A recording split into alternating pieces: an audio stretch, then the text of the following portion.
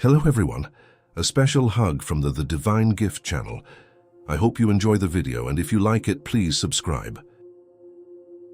The origin of a psalm. It was the dawn of a new day on the hills of Bethlehem. David, now aged and bearing the marks of many battles on his body, sat under the shade of an olive tree to contemplate his life. As he watched a shepherd guiding his sheep in the distance, memories of his own youth flooded his mind. It was then that he began to compose in his heart those words that would convey his deepest experience with the divine. Verse 1, "The Lord is my shepherd, I shall not want." The relationship between David and his God had always been special.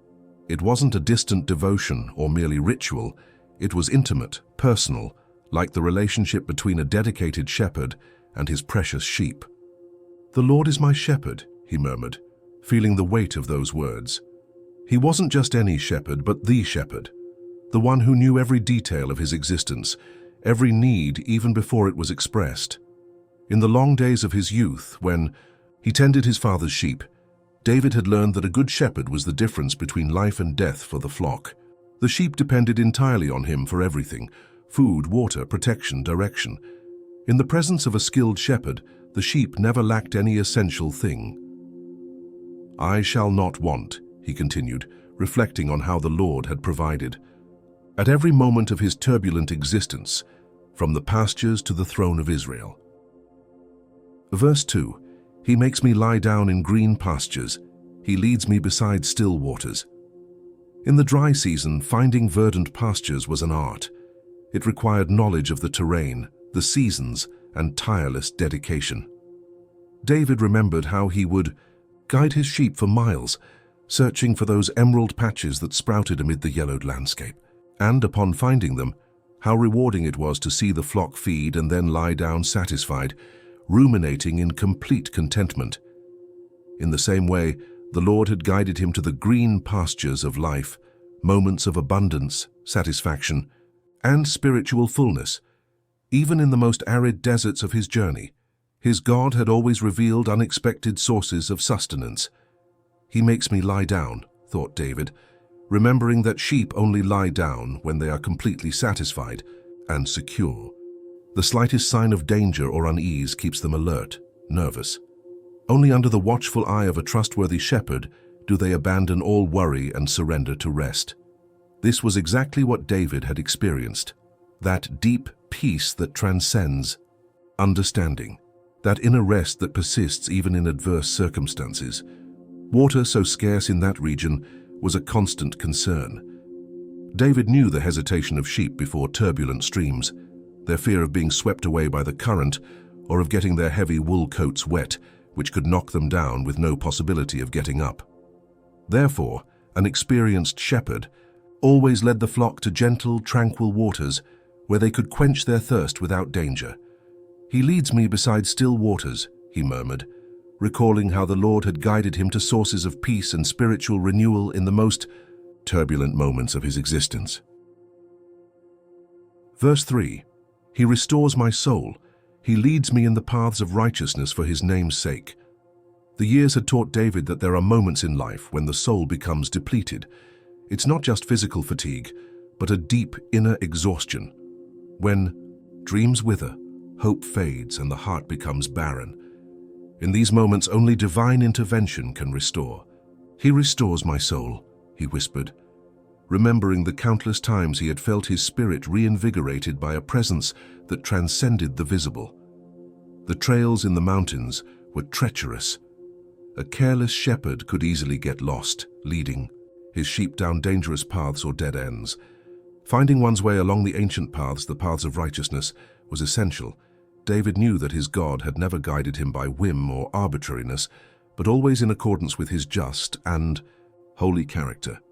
"He leads me in the paths of righteousness," he reflected, recognizing that this guidance was not motivated by his own virtues, but for his name's sake, by divine faithfulness to his own character and his promises. Verse 4, "Yea, though I walk through the valley of the shadow of death, I will fear no evil, for you are with me.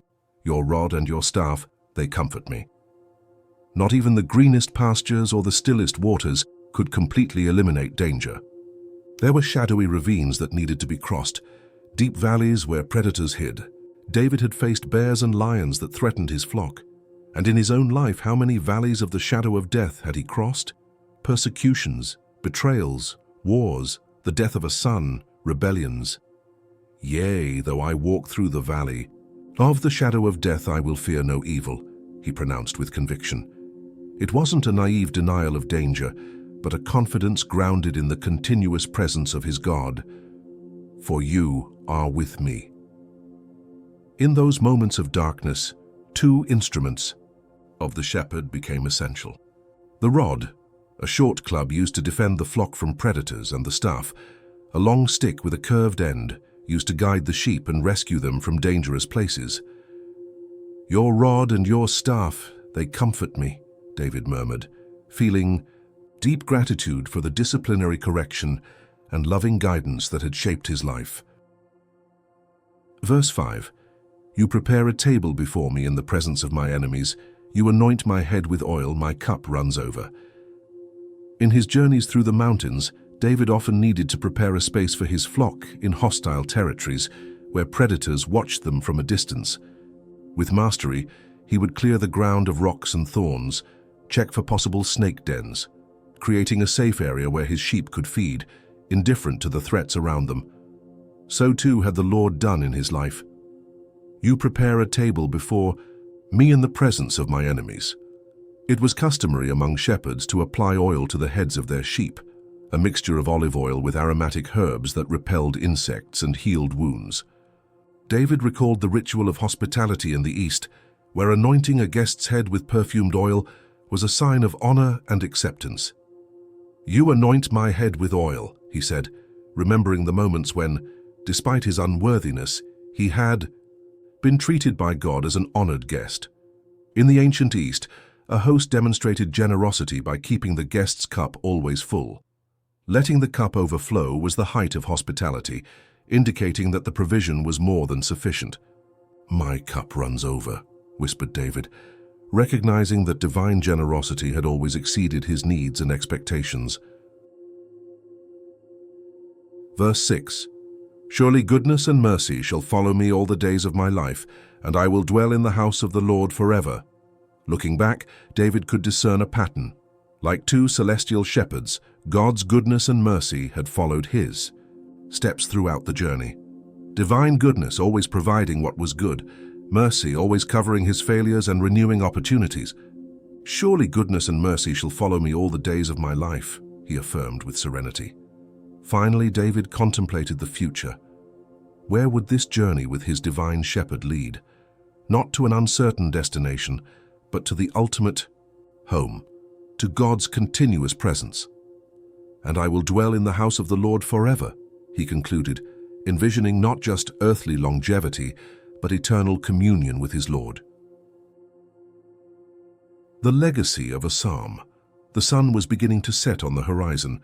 David, now with a full heart, contemplated one last time the hills where, as a young shepherd, he had learned the lessons that now, as king, he applied to his nation and to his own soul.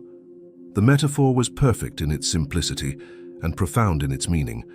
The Lord was his shepherd, and he, despite his crown, merely a beloved sheep that needed, at every step, divine guidance and care. This psalm, born from the personal experience of a shepherd who became king, would cross the centuries, bringing comfort to countless hearts in moments of joy and sorrow, abundance and scarcity, security and danger. Its power lay not only in the beauty of its words, but in the eternal truth. They conveyed the tireless care of the divine shepherd for each of his sheep,